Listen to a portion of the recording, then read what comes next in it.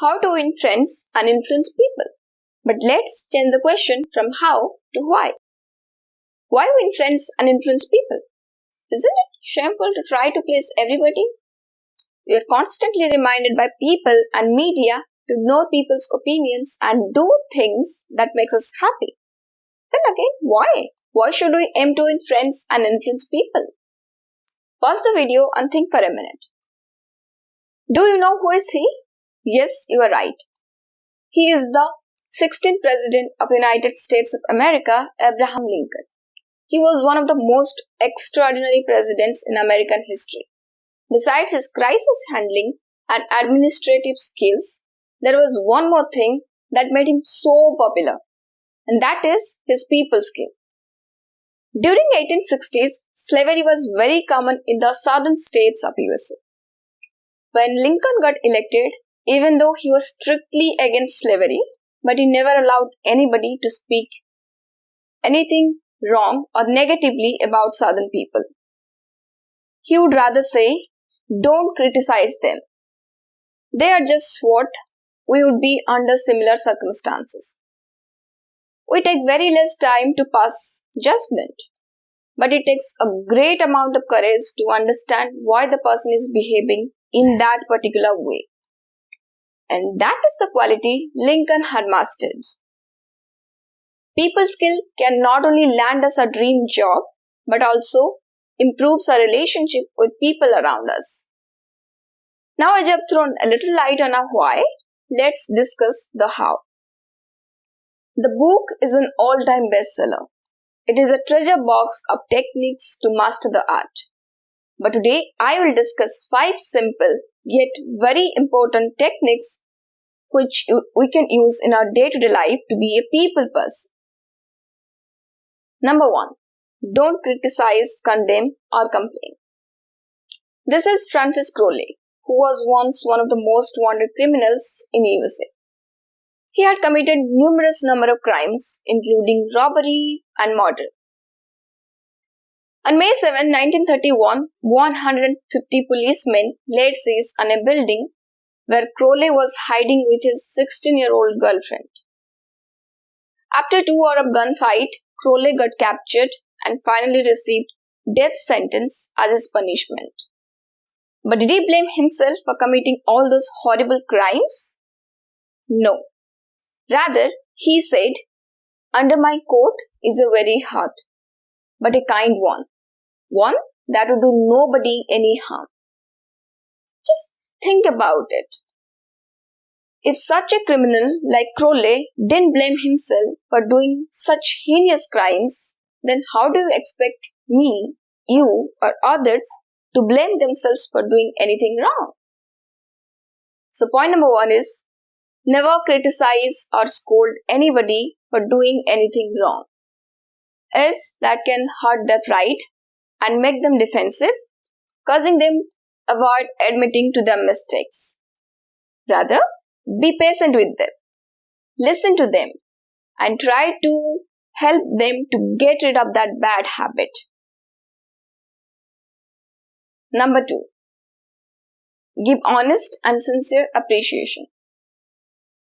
Years ago, a teacher in Detroit asked a blind child to help her to find a mouse which was lost in the classroom. It may seem like a very small act, but through this, she had appreciated the fact that the nature had given the blind child something which no one else had in the classroom. The nature had given the blind child a remarkable pair of ears, and that was the first time when somebody had shown any appreciation for those talented ears. From that time on, that blind child went on to develop his gift of hearing and became one of the great pop singers and songwriters in the 70s. Years later, that blind child said that small act of appreciation was the beginning of a new life. And that kid was Steve Morris. Moral of the story? It doesn't matter how small it is, but everybody in this world has something to appreciate. So find that quality and give an honest appreciation. That will bring a smile to their face and who knows, it may change their life forever.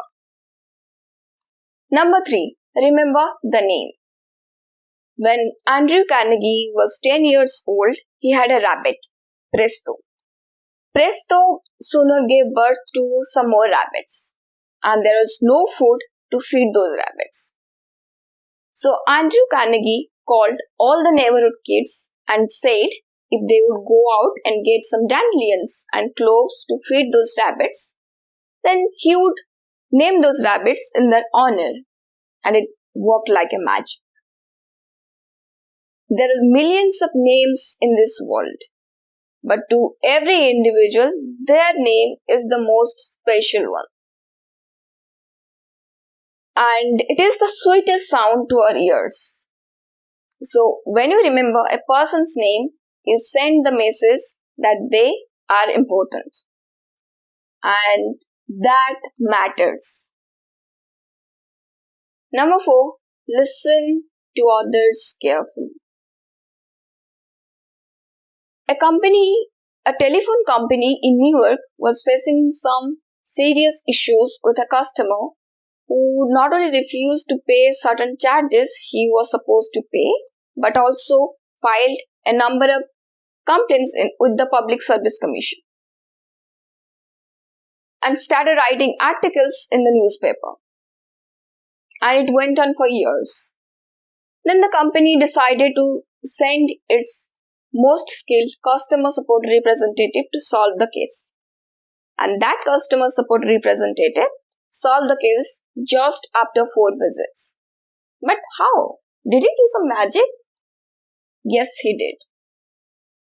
The customer support representative listened to the customer for hours without interrupting and only sympathizing when it was necessary. He didn't even mention for a single time about all the charges the customer was supposed to pay. But by the 3rd visit, the customer not only paid all the charges, but also taken back all the complaints he had registered with the Public Service Commission. That is the power of listening. It is a human desire to be heard, not to speak, to be heard. So, when you have a conversation, make listening to the other person your topmost priority. Number 5, show genuine interest in the other person. Who doesn't want to become a great conversationalist? But do you know what it takes to become one? No, you don't need to be fluent in the language you are speaking. Not need to brag a lot about your life accomplishments. Then what it is? It is the ability to show genuine interest in other person's life. Ask questions about their interest and share yours too, but only when you are asked. So that's it today for guys.